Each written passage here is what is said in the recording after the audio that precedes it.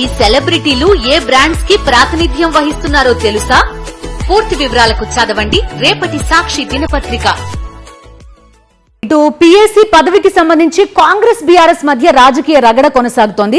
Public accounts committee chairman గా MLA Arikapudi గాంధీని నియమిస్తూ శాసనసభ కార్యదర్శి ప్రకటనపై రాజకీయ వివాదం రాజుకుంటోంది.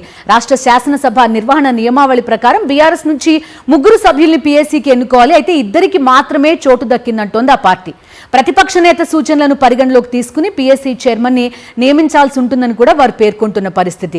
సో ఏం జరగబోతోంది ఈ కాంగ్రెస్ బీఆర్ఎస్ రగడకి సంబంధించి మనతో పాటు రాకేష్ జాయిన్ అవుతున్నారు, పూర్తి డీటెయిల్స్ అందిస్తారు.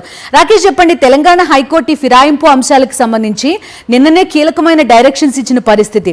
మరోవైపు అరికపూడి గాంధీని పీఎస్సీ చైర్మన్ గా నియమిస్తూ కూడా ఉత్తర్వులు వెలువడిన పరిస్థితి. ఏం జరుగుతోంది? టెక్నికల్లీ చూస్తే ఇందులో చాలా అంశాలు ముడిపడినట్టుగా కనబడుతున్నాయి. అట్ ద సేమ్ టైం రాజకీయంగా కూడా చాలా ఇంపార్టెంట్ ఇష్యూగా మారింది.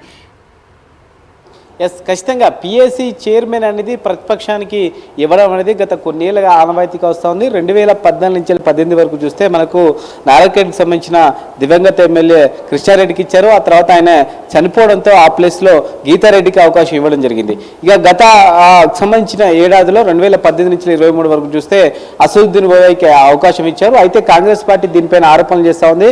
ప్రధాన ప్రతిపక్షంగా కాంగ్రెస్కు పిఎస్సి చైర్మన్ ఇవ్వకుండా ఉద్దేశపూర్వకంగా గతంలో మిత్రపక్ష ఎంఐఎం పార్టీకి చెందిన అసదుద్దీన్ ఓవైసీకు ఈ యొక్క పిఎస్సి చైర్మన్ కట్టబెట్టారు. అప్పుడు మీకు సాంప్రదాయం కనిపించలేదా, అప్పుడు ఎందుకు మాట్లాడలేదంటూ కూడా ఇదే బీఆర్ఎస్ కి సంబంధించిన నేతల పైన కాంగ్రెస్ ఎదురుదాడి చేస్తా ఉంది. నిన్నటి నుంచి కూడా బీఆర్ఎస్ నేతలు దీనిపైన తీవ్రంగా స్పందిస్తున్నారు. అటు లోక్సభలో మాత్రం కాంగ్రెస్ పార్టీ పిఎస్సి కానీ ఇతర పదవులకు సంబంధించి ప్రతిపక్షానికి రావాల్సిన సాంప్రదాయబద్ధంగా తీసుకుంటూ, ఇటు రాష్ట్రం విషయానికి వస్తే మాత్రం ప్రతిపక్షానికి సంబంధించిన ఏ తరహా పోస్టులు కూడా ఇవ్వడం లేదు. ఇది రాజకీయంగా ఒక కుట్ర దెబ్బతీసే ప్రయత్నం చేస్తున్నారు. ముఖ్యంగా బీఆర్ఎస్ నుంచి వీడి కాంగ్రెస్ లో చేరిన ఆర్కేపూడి గాంధీకి ఇవ్వడం పట్ల తీవ్ర అభ్యంతరం వ్యక్తం చేస్తా ఉంది. నిజానికి అసెంబ్లీకి సంబంధించి కమిటీలకు ఎవరైతే నామినేషన్ దాఖలు చేస్తారో వారికి ఇవ్వాలి. అలా నామినేషన్ వెయ్యని వారికి ఏ విధంగా ఇస్తారు?